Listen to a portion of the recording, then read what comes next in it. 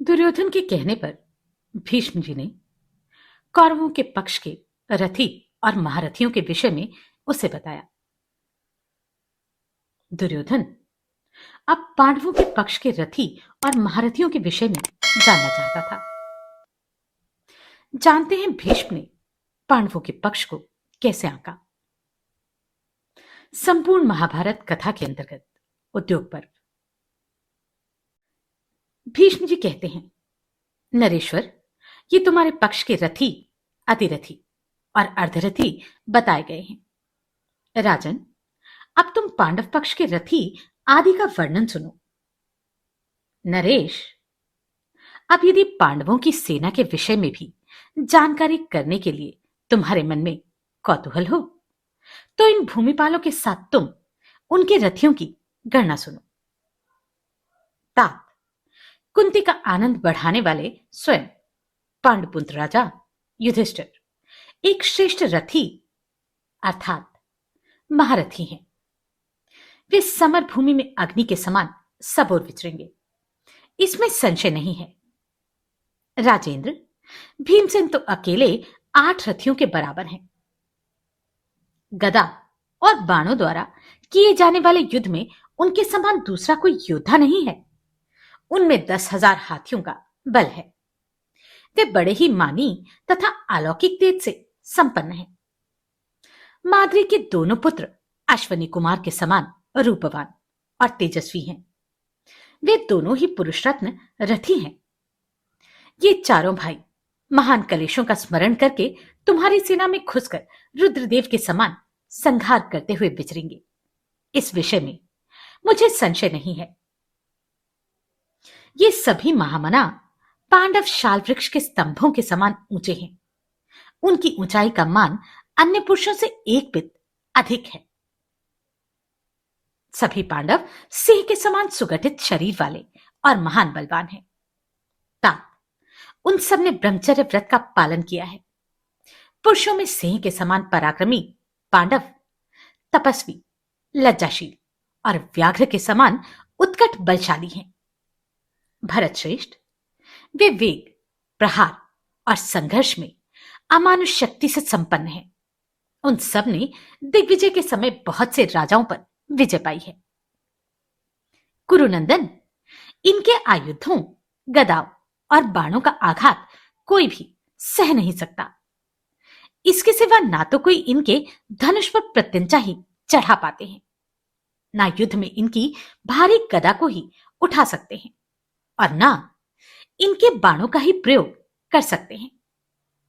वेग से चलने, लक्ष्य भेद करने, खाने पीने तथा धूली क्रीड़ा करने आदि में उन सब ने बाल्यावस्था में भी तुम्हें पराजित कर दिया था।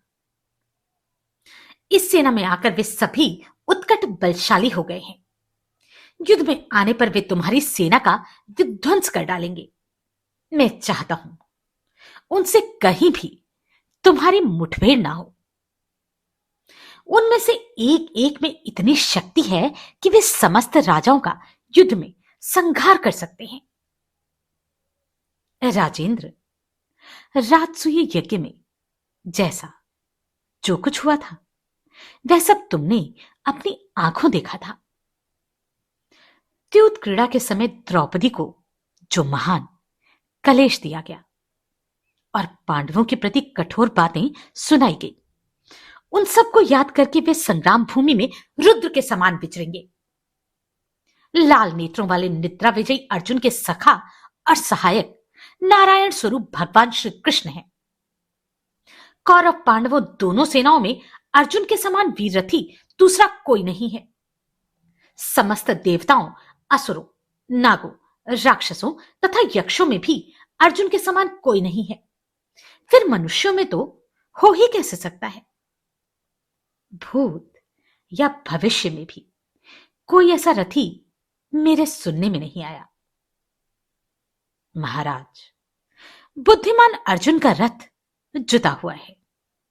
भगवान श्री कृष्ण उसके सारथी और युद्ध कुशल धनंजय रथी हैं।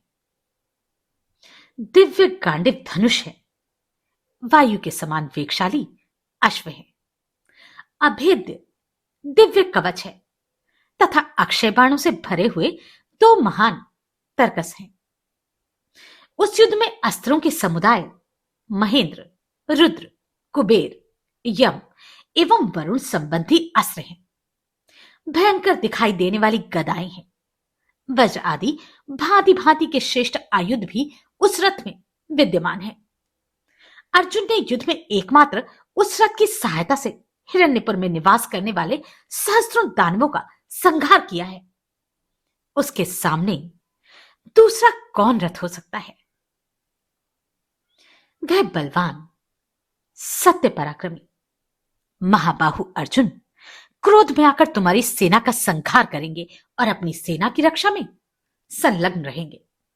मैं अथवा द्रोणाचार्य ही धनंजय का सामना कर सकते हैं। राजेंद्र, दोनों सेनाओं में तीसरा कोई ऐसा रथी नहीं जो बाणों की वर्षा करते हुए अर्जुन के सामने जा सके। ग्रीष्म ऋतु के अंत में प्रचंड वायु से प्रेरित महामेघ की भांति श्री कृष्ण सहित अर्जुन युद्ध के लिए तैयार हैं। वह अस्त्रों का विद्वान और तरुण भी है। इधर हम दोनों वृद्ध हो चले हैं।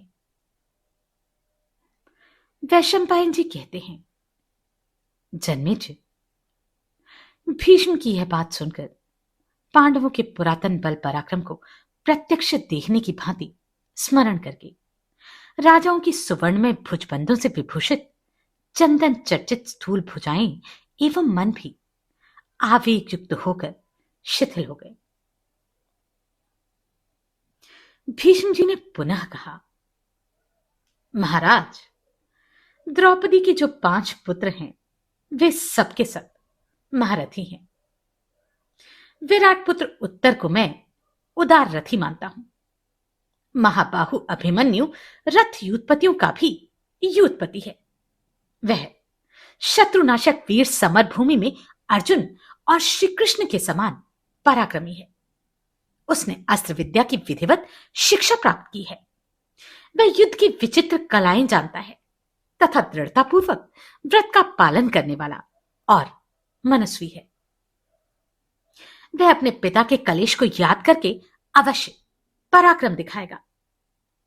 मधुवंशी शूरवीर सत्यकी भी रथयूथियों के भी यूथपति हैं। वृष्णिवंश के प्रमुख वीरों में ये सात्यकी बड़े ही अमरशील हैं। इन्होंने भय को जीत लिया है। राजन, उत्तम मौजा को भी मैं उदार रथी मानता हूं। पराक्रमी युधामन्यु भी मेरे मत में एक श्रेष्ठ रथी हैं। इनके कई हजार रथ, हाथी और घोड़े हैं, जो कुंतीपुत्र युधिष्ठिर का प्रिय करने की इच्छा से अपने शरीर को निछावर करके युद्ध करेंगे। भारत, राजेंद्र, वे पांडवों के साथ तुम्हारी सेना में प्रवेश करके एक दूसरे का आवाहन करते हुए अग्नि और वायु की भांति विचरेंगे। वृद्ध राजा विराट और द्रुपद भी युद्ध में अजय हैं। इन दोनों महापराक्रमी नरश्रेष्ठ वीरों को मैं महारथी मानता हूं। यद्यपि ये दोनों अवस्था की दृष्टि से बहुत बूढ़े हैं, तथापि क्षत्रिय धर्म का आश्रय ले वीरों के मार्ग में स्थित हो अपनी शक्ति भर युद्ध करने का प्रयत्न करेंगे। राजेंद्र, वे दोनों नरेश वीर और बल से संयुक्त श्रेष्ठ पुरुषों के समान सदाचारी और महान धनुर्धर हैं। पांडवों के साथ संबंध होने के कारण वे दोनों उनके स्नेह बंधन में बंधे हुए हैं। कुरुश्रेष्ठ, कोई कारण पाकर प्राय सभी महाबाहु मानव शूर अथवा कायर हो जाते हैं, परंतु दृढ़तापूर्वक धनुष धारण करने वाले राजा विराट और द्रुपद एकमात्र वीर पद का आश्रय ले चुके हैं। वे अपने प्राणों का त्याग करके भी पूरी शक्ति से तुम्हारी सेना के साथ टक्कर लेंगे। वे दोनों युद्ध में बड़े भयंकर हैं, अतः अपने संबंध की रक्षा करते हुए पृथक पृथक अक्षोहिणी सेना के साथ लिए महान पराक्रम करेंगे। भारत, महान धनुर्धर तथा जगत के सुप्रसिद्ध वीर वे दोनों नरेश अपने विश्वास और सम्मान की रक्षा करते हुए, शरीर की परवाह न करते हुए युद्ध भूमि में महान पुरुषार्थ अवश्य प्रकट करेंगे। राजन, भरत नंदन, पांचाल राज द्रुपद का पुत्र शिखंडी शत्रुओं की नगरी पर विजय पाने वाला है। मैं उसे युधिष्ठिर की सेना का एक प्रमुख रथी मानता हूं। भारत, वे तुम्हारी सेना में प्रवेश करके अपने पूर्व अपयश का नाश तथा उत्तम सुयश का विस्तार करता हुआ बड़े उत्साह से युद्ध करेगा। उसके साथ पांचालों और प्रबंधकों की बहुत बड़ी सेना है। वह उन रथियों के समूह द्वारा युद्ध में महान कर्म कर दिखाएगा। भारत, जो पांडवों की संपूर्ण सेना का सेनापति है, वह द्रोणाचार्य का महारथी शिष्य धृष्टद्युम्न मेरे विचार से अतिरथी है। जैसे प्रलय काल में पिनाकधारी भगवान रुद्र कुपित होकर प्रजा का संहार करते हैं, उसी प्रकार यह संग्राम में शत्रुओं का संहार करता हुआ युद्ध करेगा। इसके साथ रथियों की जो देवसेना के समान विशाल सेना है, उसकी संख्या बहुत होने के कारण युद्ध प्रेमी सैनिक रण क्षेत्रों में उसे समुद्र के समान बताते हैं। राजेंद्र, धृष्टद्युम्न का पुत्र क्षत्रधर्मा मेरी समझ में अभी अर्धरथी है। बाल्यावस्था होने के कारण उसने अस्त्र विद्या में अधिक परिश्रम नहीं किया है। शिशुपाल का वीर पुत्र महाधनुर्धर चेदिराज धृष्टकेतु पांडुनंदन युधिष्ठिर का संबंधी एवं महारथी है। भारत, यह शौर्य संपन्न चेदिराज अपने पुत्र के साथ आकर महारथियों के लिए सहज साध्य महान पराक्रम कर दिखाएगा। राजेंद्र, शत्रुओं की नगरी पर विजय पाने वाला क्षत्रिय धर्मपरायण क्षत्रदेव मेरे मत में पांडव सेना का एक श्रेष्ठ रथी है। जयंत, अमितौजा और महारथी सत्यजीत, ये सभी पांचाल शिरोमणि महामनस्वी वीर महारथी ही हैं। तात, ये सबके सब क्रोध में भरे हुए गजराजों की भांति समरभूमि में युद्ध करेंगे। पांडवों के लिए महान पराक्रम करने वाले बलवान शूरवीर अज और भोज दोनों महारथी हैं। वे संपूर्ण शक्ति लगाकर युद्ध करेंगे और अपने पुरुषार्थ का परिचय देंगे। राजेंद्र, शीघ्रता पूर्वक अस्त्र चलाने वाले विचित्र योद्धा, युद्ध कला में निपुण और दृढ़ पराक्रमी जो 5 भाई कैकेयी राजकुमार हैं, वे सभी उदार रथी माने गए हैं। उन सब की ध्वजा लाल रंग की है। सुकुमार, काशिक, नील, सूर्यदत्त, शंख और मदिराश्व, ये सभी योद्धा उदार रथी हैं। युद्ध ही इन सब का शौर्य सूचक चिन्ह है। मैं इन सभी को संपूर्ण अस्त्रों के ज्ञाता और मनस्वी मानता हूं। महाराज, वार्गक्षेमी को मैं महारथी मानता हूं तथा राजा चित्रयुद्ध मेरे विचार से श्रेष्ठ रथी हैं।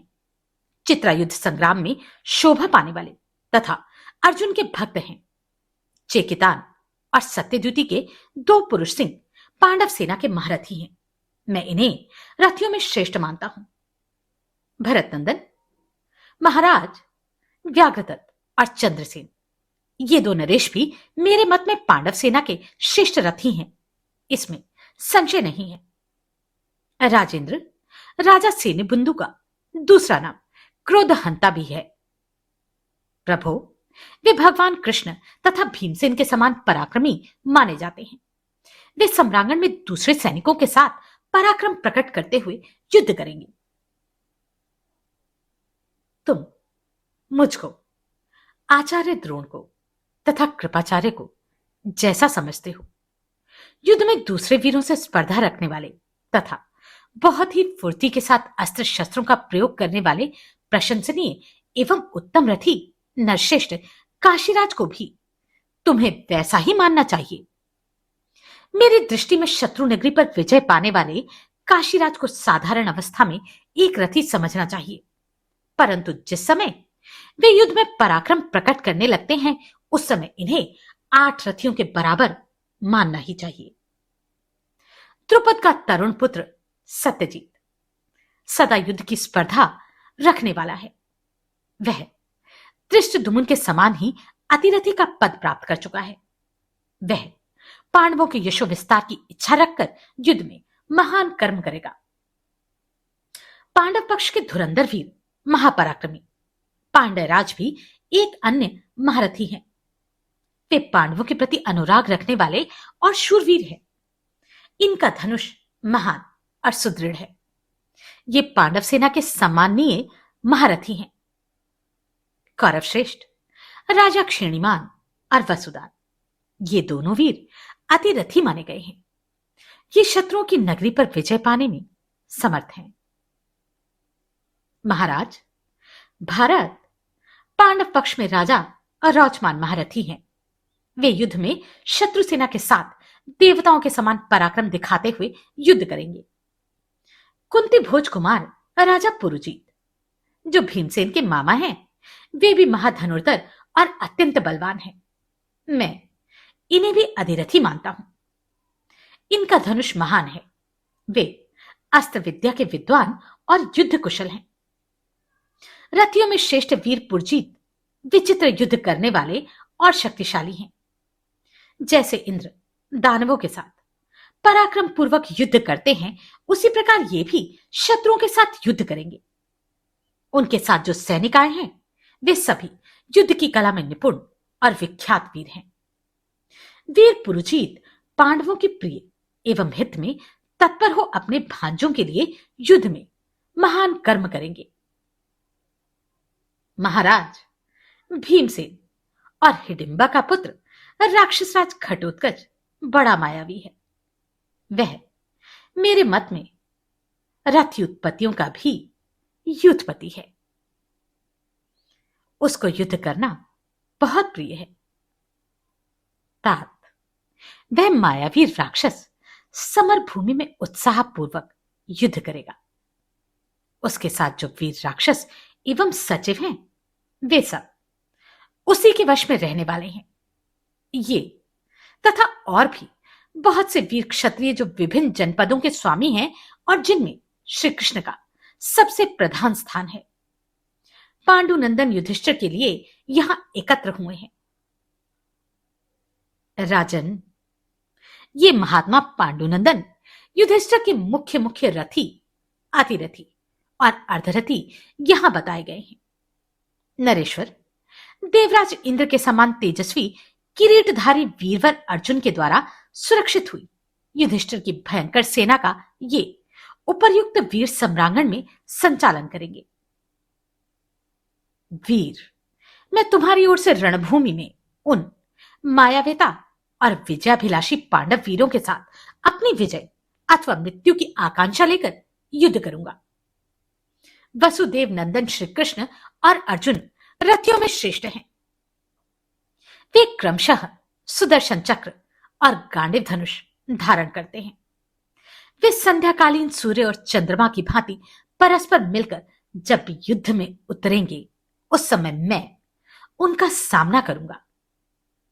पांडुपुत्र युधिष्ठिर के और भी जो जो श्रेष्ठ रथी सैनिक हैं, उनका और उनकी सेनाओं का मैं युद्ध के मुहाने पर सामना करूंगा। राजन, इस प्रकार मैंने तुम्हारे इन मुख्य मुख्य रथियों और अतिरथियों का वर्णन किया। इसके सिवा जो कोई अर्धरथी है, उनका भी परिचय दिया है। कौरवेंद्र, इसी प्रकार पांडव पक्ष के भी रथी आदि का दिग्दर्शन कराया गया है। भारत, अर्जुन, श्री कृष्ण तथा अन्य जो जो भूपाल है, मैं उनमें से जितनों को देखूंगा, उन सबको आगे बढ़ने से रोक दूंगा। परंतु महाबाहो, पांचाल राजकुमार शिखंडी को धनुष पर बाण चढ़ा है। युद्ध में अपना सामना करते देखकर भी मैं नहीं मारूंगा। सारा जगत यह जानता है कि मैं मिले हुए राज्य को पिता का प्रिय करने की इच्छा से ठुकराकर ब्रह्मचर्य के पालन में दृढ़ता पूर्वक लग गया। माता सत्यवती के ज्येष्ठ पुत्र चित्रांगद को कौरवों के राज्य पर और बालक विचित्र वीर्य को युवराज के पद पर अभिषिक्त कर दिया। संपूर्ण भूमंडल में समस्त राजाओं के यहां अपने देवव्रत स्वरूप की ख्याति कराकर मैं कभी भी किसी स्त्री को अथवा जो पहले स्त्री रहा हो उस पुरुष को भी नहीं मार सकता। राजन, शायद तुमने सुना होगा कि शिखंडी पहले स्त्री रूप में ही उत्पन्न हुआ था। भारत पहले कन्या होकर वह फिर पुरुष हो गया था, इसलिए मैं उससे युद्ध नहीं करूंगा।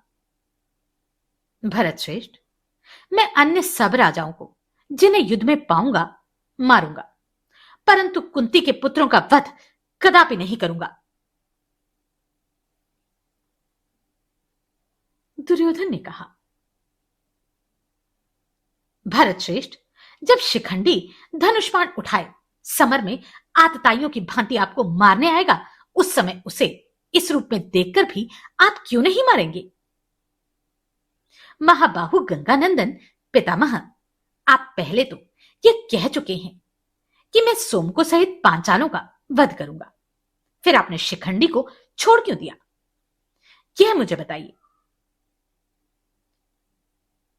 भीष्म ने कहा, दुर्योधन, मैं जिस कारण से सम्रांगण में प्रहार करते देखकर भी शिखंडी को नहीं मारूंगा, उसकी कथा कहता हूं। इन भूमिपालों के साथ तुम भी सुनो।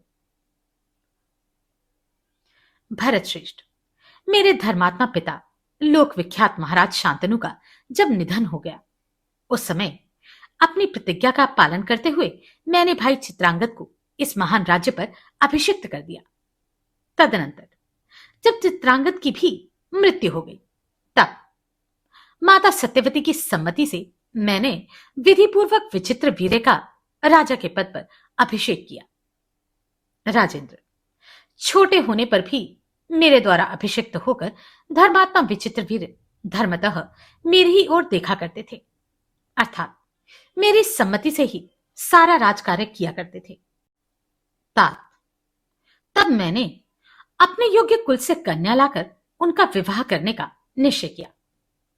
महाबाहो, उन्हीं दिनों मैंने सुना कि काशीराज की 3 कन्याएं हैं, जो सबकी सब अप्रतिम रूप सौंदर्य से सुशोभित हैं, और वे स्वयंवर सभा में स्वयं ही पति का चुनाव करने वाली हैं।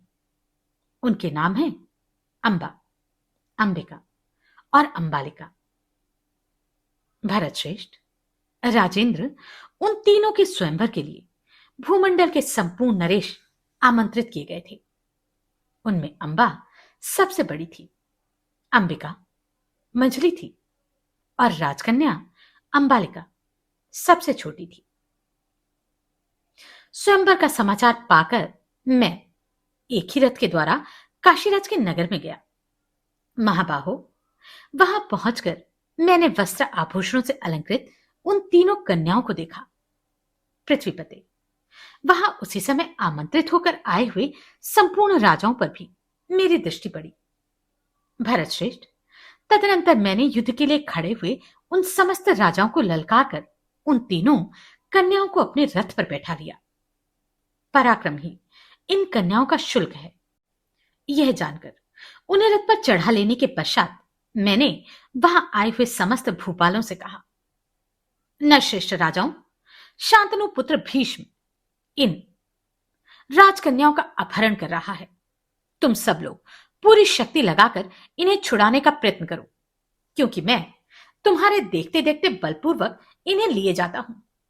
इस बात को मैंने बारंबार दोहराया। फिर तो वे महिपाल कुपित हो हाथ में हथियार लिए टूट पड़े और अपने सारथियों को रथ तैयार करो, रथ तैयार करो, इस प्रकार आदेश देने लगे। वे राजा हाथियों के समान विशाल रथों, हाथियों और हृष्टपुष्ट अश्वों पर सवार हो अस्त्र लिए मुझ पर आक्रमण करने लगे। उनमें से कितने ही हाथियों पर सवार होकर युद्ध करने वाले थे। प्रजानाथ, तदनंतर उन सब नरेशों ने विशाल रथ समूह द्वारा मुझे सब ओर से घेर लिया।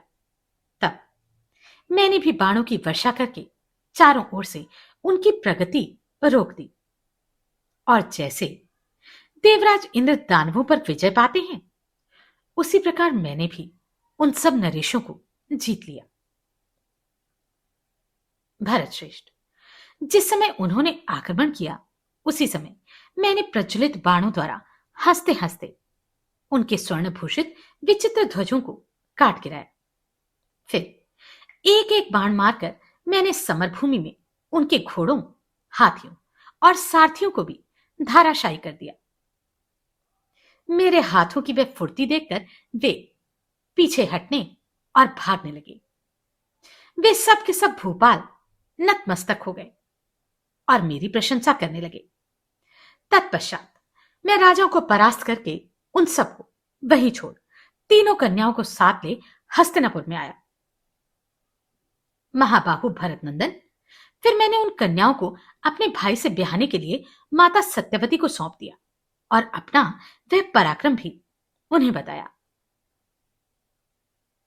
भरत श्रेष्ठ, तदनंतर मैंने वीर जननी दाशराज की कन्या माता सत्यवती के पास जाकर उनके चरणों में प्रणाम करके इस प्रकार कहा,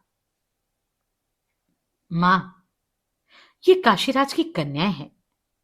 पराक्रम ही इनका शुल्क था, इसलिए मैं समस्त राजाओं को जीतकर भाई विचित्र वीर के लिए इन्हें हर लाया हूं। नरेश्वर, यह सुनकर माता सत्यवती के नेत्रों में हर्ष के आंसू छलक आए। उन्होंने मेरा मस्तक सूंघकर प्रसन्नता पूर्वक कहा, बेटा, बड़े सौभाग्य की बात है कि तुम विजयी हुए। सत्यवती की अनुमति से जब विवाह का कार्य उपस्थित हुआ, तब काशीराज की ज्येष्ठ पुत्री अंबा ने कुछ लज्जित होकर मुझसे कहा, भीष्म, तुम धर्म के ज्ञाता और संपूर्ण शास्त्रों के ज्ञान में निपुण हो। मेरी बात सुनकर मेरे साथ धर्मपूर्ण बर्ताव करना। मैंने अपने मन से पहले शालवराज को अपना पति चुन लिया है और उन्होंने भी एकांत में मेरा वरण कर लिया है। यह पहले की बात है जो मेरे पिता को भी ज्ञात नहीं है। भीष्म, मैं दूसरे की कामना करने वाली राजकन्या हूं। तुम विशेषतः कुरुवंशी होकर राजधर्म का उल्लंघन करके मुझे अपने घर में कैसे रखोगे? महाबाहु भरतश्रेष्ठ, अपनी बुद्धि और मन से इस विषय में निश्चित विचार करके तुम्हें जो उचित प्रतीत हो वही करना चाहिए। प्रजानाथ, शालवराज निश्चय ही मेरी प्रतीक्षा करते होंगे।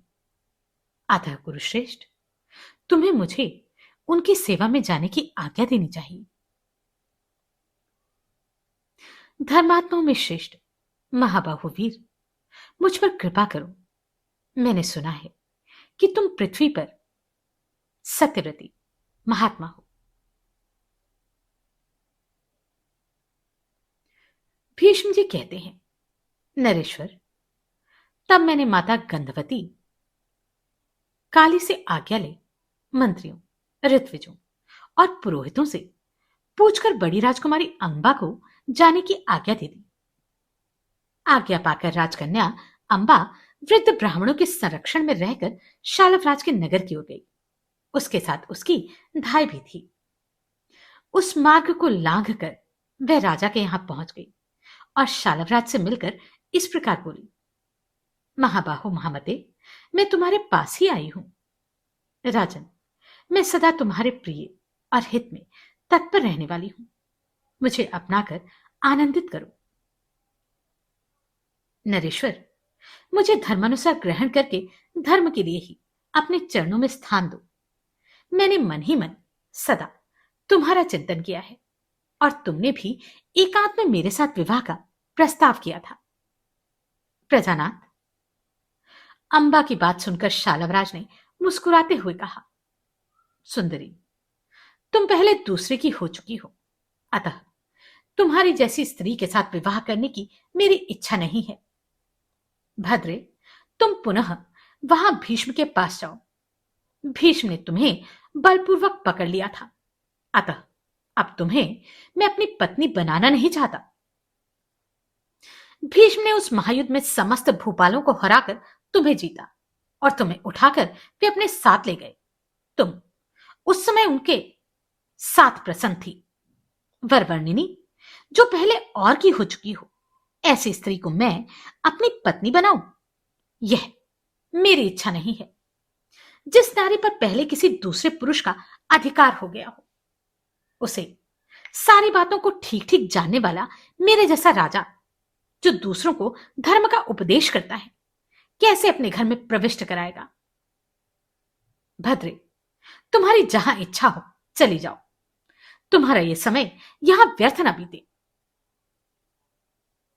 राजन, यह सुनकर कामदेव के बाणों से पीड़ित हुई अंबा शालवराज से बोली, भूपाल, तुम किसी तरह भी ऐसी बात मुंह से ना निकालो।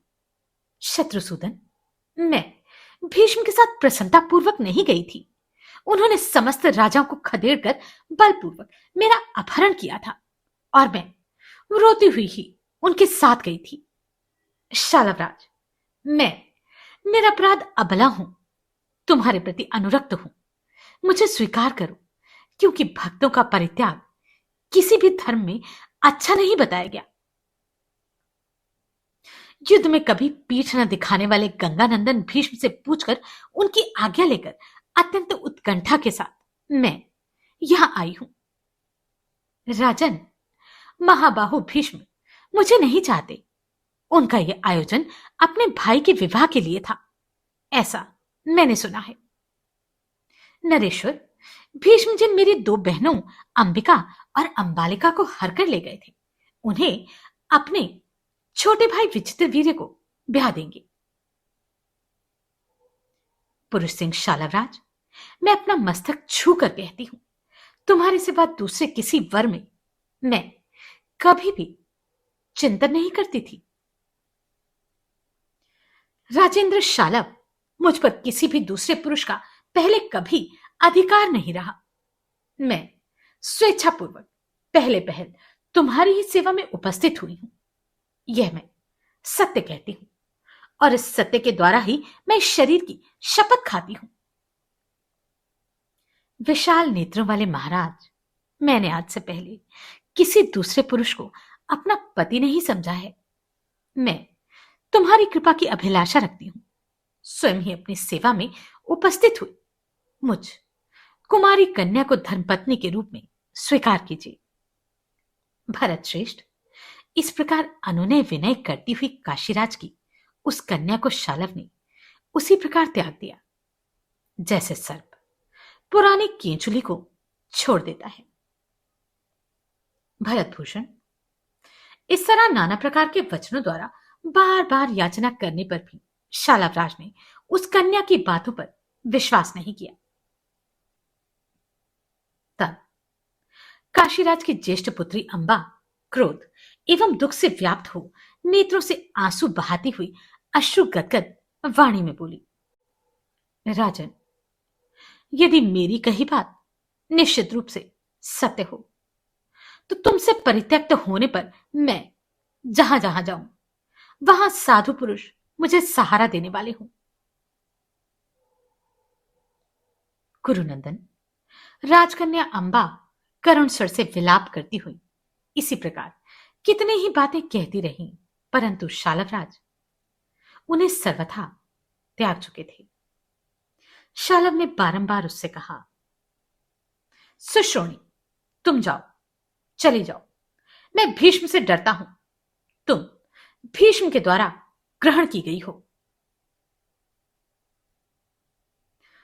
अदूरदर्शी शालव के ऐसा कहने पर अंबा क्रूरी की भांति दीन भाव से रुदन करती हुई उस नगर से निकल गई।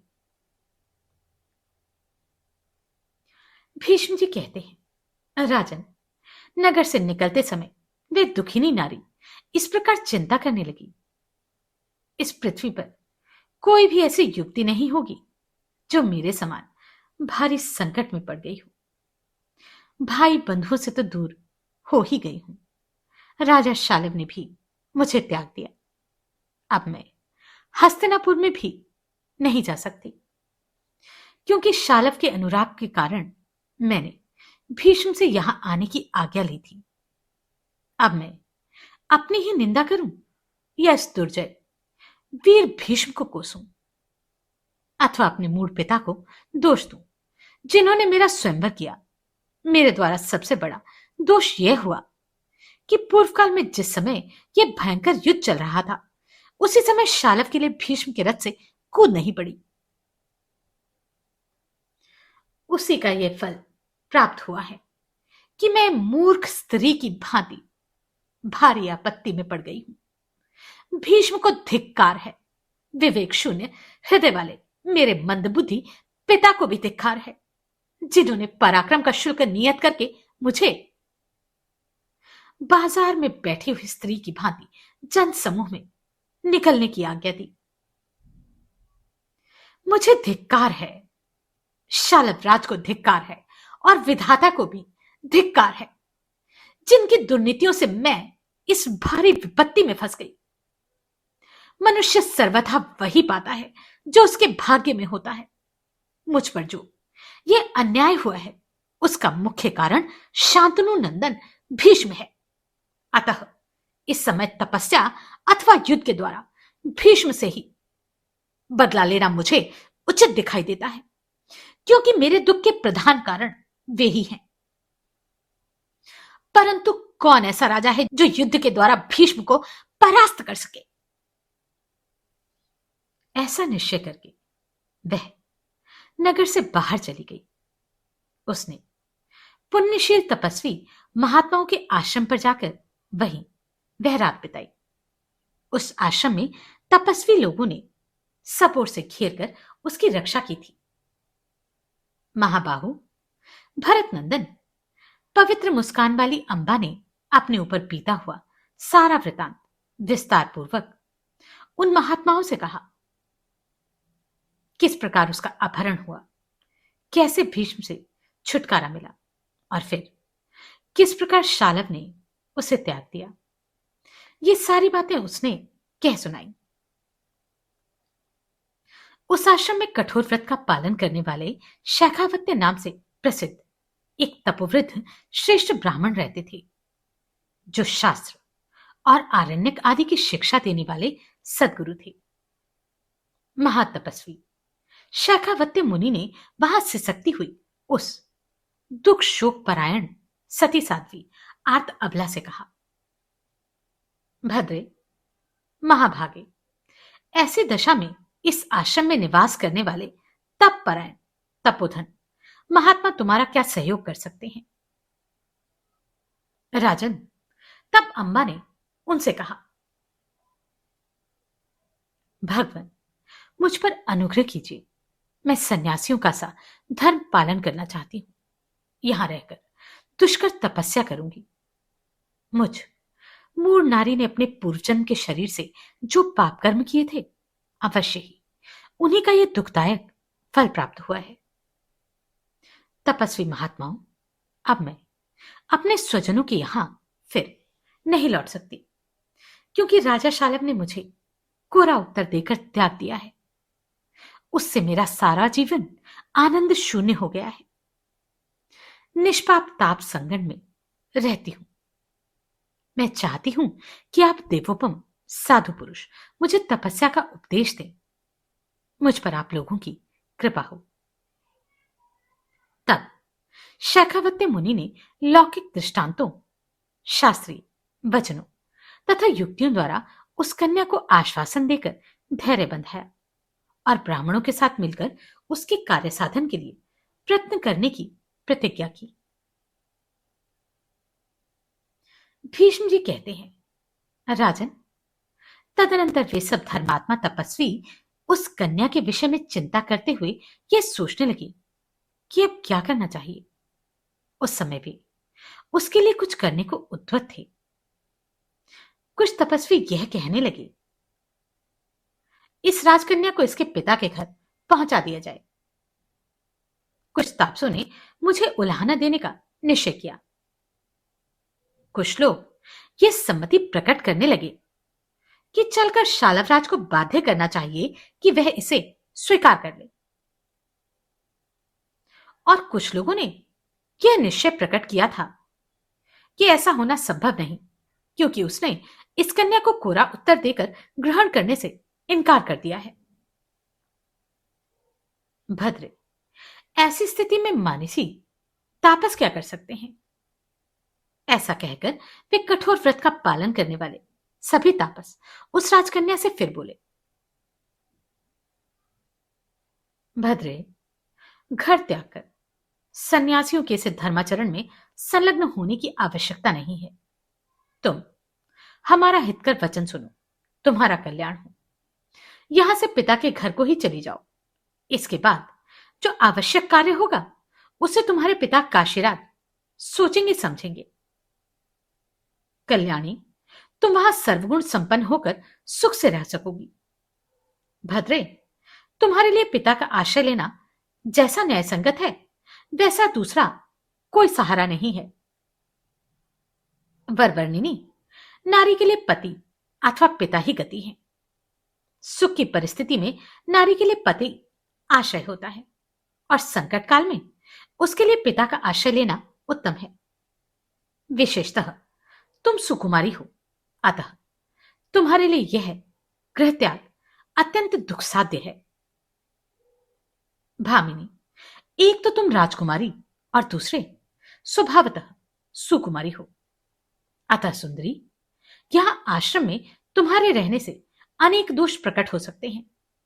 पिता के घर में वे दोष नहीं प्राप्त होंगे। तदनंतर दूसरे तापसों ने उस तपस्विनी से कहा, इस निर्जन वन में तुम्हें अकेली देखकर कितने ही राजा तुमसे प्रणय प्रार्थना करेंगे, अतः तुम इस प्रकार तपस्या करने का विचार न करो। अंबा बोली, तापसों, अब मेरे लिए पुनः काशीनगर में पिता के घर लौटना संभव नहीं है, क्योंकि वहां मुझे बंधु बांधवों ने अपमानित होकर रहना पड़ेगा। तापसों, मैं बाल्यावस्था में पिता के घर रह चुकी हूं। आपका कल्याण हो, अब मैं वहां नहीं जाऊंगी। जहां मेरे पिता होंगे, मैं आप तपस्वी जनों पर सुरक्षित होकर यहां तपस्या करने की इच्छा रखती हूं। तापश्रेष्ठ महर्षियों, मैं तपस्या इसलिए करना चाहती हूं जिससे परलोक में भी मुझे इस प्रकार महान संकट एवं दुर्भाग्य का सामना न करना पड़े। अतः मैं तपस्या ही करूंगी। भीष्म जी कहते हैं, इस प्रकार वे ब्राह्मण जब यथावत चिंता में मग्न हो रहे थे, उसी समय तपस्वी राजश्री होत्रवाहन उस वन में आ गए। तब उन सब तापसों ने स्वागत, कुशल प्रश्न, आसन समर्पण और जलदान आदि अतिथि सत्कार के उपचारों द्वारा राजा होत्रवाहन का समादर किया। जब वे आसन पर बैठकर विश्राम कर चुके, उस समय उनके सुनते हुए ही वे वनवासी तपस्वी पुनः उस कन्या के विषय में बातचीत करने लगे। भारत, अंबा और काशीराज की वह चर्चा सुनकर महातेजस्वी राजश्री होतवाहन का चित्त उद्विग्न हो उठा। पूर्वोक्त रूप से दीनतापूर्वक अपना दुख निवेदन करने वाली राजकन्या अंबा की बातें सुनकर महातपस्वी महात्मा राजश्री होतवाहन दया से द्रवित हो गए। वे अंबा के नाना थे। राजन, वे कांपते हुए उठे और उस राजकन्या को गोद में बिठाकर उसे सांत्वना देने लगे। उन्होंने उस पर संकट आने की सारी बातें आरंभ से ही पूछी। अंबा ने भी जो कुछ जैसे जैसे हुआ था वह सारा वृतांत उनसे विस्तार पूर्वक बताया। तब उन महातपस्वी राजश्री ने दुख और शोक से संतप्त हो मन ही मन आवश्यक कर्तव्य का निश्चय किया और अत्यंत दुखी हो कांपते हुए ही उन्होंने उस दुखिनी कन्या से इस प्रकार कहा, भद्रे, यदि तू पिता के घर नहीं जाना चाहती तो ना जा। मैं तेरी मां का पिता हूं। बेटी, मैं तेरा दुख दूर करूंगा। तू मेरे पास रह। बच्चे, तेरे मन में बड़ा संताप है, तभी तो इस प्रकार सूखी जा रही है। तू मेरे कहने से तपस्या परायण जमदग्नि नंदन परशुराम जी के पास जा। वे तेरे महान दुख और शोक को अवश्य दूर करेंगे। यदि भीष्म उनकी बात नहीं मानेंगे तो वे युद्ध में उन्हें मार डालेंगे। भार्गव श्रेष्ठ, परशुराम प्रलय काल की अग्नि के समान तेजस्वी हैं। तू उन्हीं की शरण में जा। वे महातपस्वी राम तुझे न्यायोचित मार्ग पर प्रतिष्ठित करेंगे। यह सुनकर अंबा बारंबार आंसू बहाती हुई अपने नाना होत्रवाहन को मस्तक नवाकर प्रणाम करके मधुर स्वर में इस प्रकार बोली, नाना जी, मैं आपकी आज्ञा से वहां अवश्य जाऊंगी, परंतु मैं आज उन विश्वविख्यात श्रेष्ठ महात्मा का दर्शन कैसे कर सकूंगी? वे भृगुनंदन परशुराम जी मेरे इस दुस्सह दुख का नाश किस प्रकार करेंगे? मैं यह सब जानना चाहती हूं जिससे वहां जा सकूं। होत्रवान बोले, भद्रे, जमदग्नि नंदन परशुराम एक महान वन में उग्र तपस्या कर रहे हैं। वे महान शक्तिशाली और तत्व प्रतिज्ञ हैं। तुझे अवश्य ही उनका दर्शन प्राप्त होगा। परशुराम जी सदा पर्वत श्रेष्ठ महेंद्र पर रहा करते हैं। वहां वेदवेता महर्षि गंधर्व तथा अप्सराओं का भी निवास है। बेटी, तेरा कल्याण हो, तू वहीं जा और उन दृढ़वर्ती तपोवृत महात्मा को अभिवादन करके पहले उनसे मेरी बात कहना। भद्रे, तत्पश्चात तेरे मन में जो अभिष्ट कार्य है वह सब उनसे निवेदन करना। मेरा नाम लेने पर परशुराम जी तेरा सब कार्य करेंगे। वत्से, संपूर्ण शस्त्रधारियों में श्रेष्ठ जमदग्नि नंदन वीरवर परशुराम मेरे सखा और प्रेमी सुहृद हैं। राजा होत्रवाहन जब राजकन्या अंबा से इस प्रकार कह रहे थे, उसी समय परशुराम जी के प्रिय सेवक अकृतव्रण वहां प्रकट हुए। उन्हें देखते ही वे सहस्त्रों मुनि तथा संजयवंशी वयोवृद्ध राजा होत्रवाहन सभी उठकर खड़े हो गए। भरत श्रेष्ठ, तदनंतर उनका आदर सत्कार किया गया और वे वनवासी महर्षि एक दूसरे की ओर देखते हुए एक साथ उन्हें घेर कर बैठे। राजेंद्र, तत्पश्चात वे सब लोग प्रेम और हर्ष के साथ दिव्य, धन्य एवं मनोरम वार्तालाप करने लगे। बातचीत समाप्त होने पर राजश्री महात्मा होत्रवाहन ने महर्षियों में श्रेष्ठ परशुराम जी के विषय में अकृतव्रण से पूछा। महाबाहु अकृतव्रण, इस समय वेदवेताओं में श्रेष्ठ और प्रतापी जमदग्नि नंदन परशुराम जी का दर्शन कहां हो सकता है? अकृतव्रण ने कहा, राजन, परशुराम जी तो सदा आपकी ही चर्चा किया करते हैं। उनका कहना है कि संजय वंशी राजश्री होत्रवाहन मेरे प्रिय सखा हैं। मेरा विश्वास है कि कल प्रातः तक परशुराम जी यहां उपस्थित हो जाएंगे। वे आपसे ही मिलने के लिए आ रहे हैं, अतः आप यहीं उनका दर्शन कीजिएगा। राजश्री, मैं ये जानना चाहता हूं कि यह कन्या किस लिए वन में आई है? यह किसकी पुत्री है और आपकी क्या लगती है? होत्रवाहन बोले, प्रभु, ये मेरी दोहित्री अर्थात पुत्री की पुत्री है। अनक, काशीराज की परम श्रेष्ठ ज्येष्ठ पुत्री अपनी दो छोटी बहनों के साथ स्वयंवर में उपस्थित हुई थी। उनमें से यही अंबा नाम से विख्यात काशीराज की ज्येष्ठ पुत्री। इसकी दोनों छोटी बहनें अंबिका और अंबालिका कहलाती हैं। ब्रह्मऋषि, काशीपुर में इन्हीं कन्याओं के लिए भूमंडल का समस्त क्षत्रिय समुदाय एकत्र हुआ था। उस अवसर पर वहां महान स्वयंवर उत्सव का आयोजन किया गया था।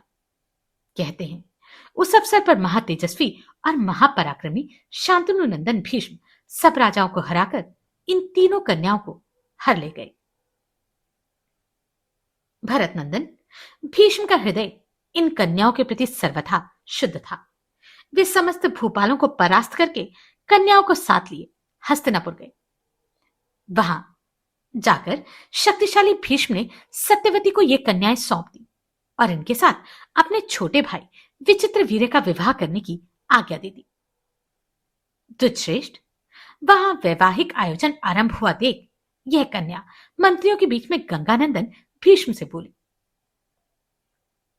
धर्मज्ञ, मैंने मन ही मन वीरराज शालवराज को अपना पति चुन लिया है, अतः मेरा मन अन्यत्र अनुरक्त होने के कारण आपको अपने भाई के साथ मेरा विवाह नहीं करना चाहिए। अंबा का यह वचन सुनकर भीष्म ने मंत्रियों के साथ सलाह करके माता सत्यवती की सम्मति प्राप्त करके एक निश्चय पर पहुंचकर इस कन्या को छोड़ दिया।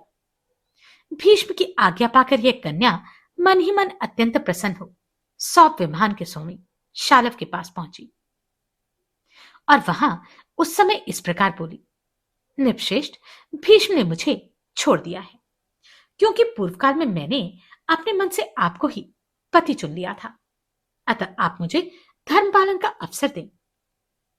शालवराज को इसके चरित्र पर संदेह हुआ, अतः उसने इसके प्रस्ताव को ठुकरा दिया। इस कारण तपस्या में अत्यंत अनुरक्त होकर यह इस तपोवन में आ गई।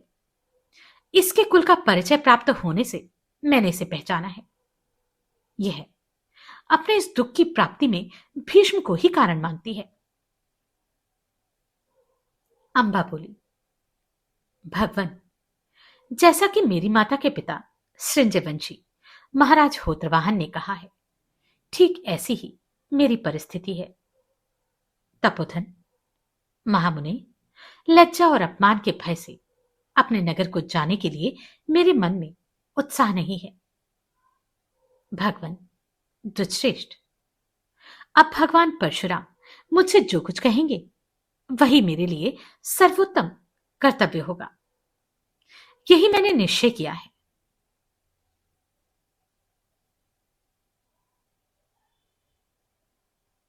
क्या अंबा को भीष्म को दोषी ठहराना उचित था?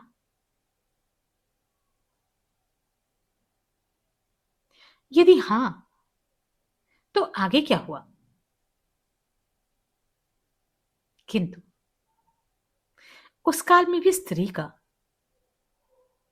आसरा कोई नहीं था। एक राजकुमारी होकर भी उसे कितना दुख भोगना पड़ा। जानते हैं आगे क्या हुआ अगले अध्याय में। नमस्कार, मैं आभा शर्मा जावास। अगर आपको ये प्रश्न सराहनीय लगे तो आप कंट्रीब्यूट कर सकते हैं।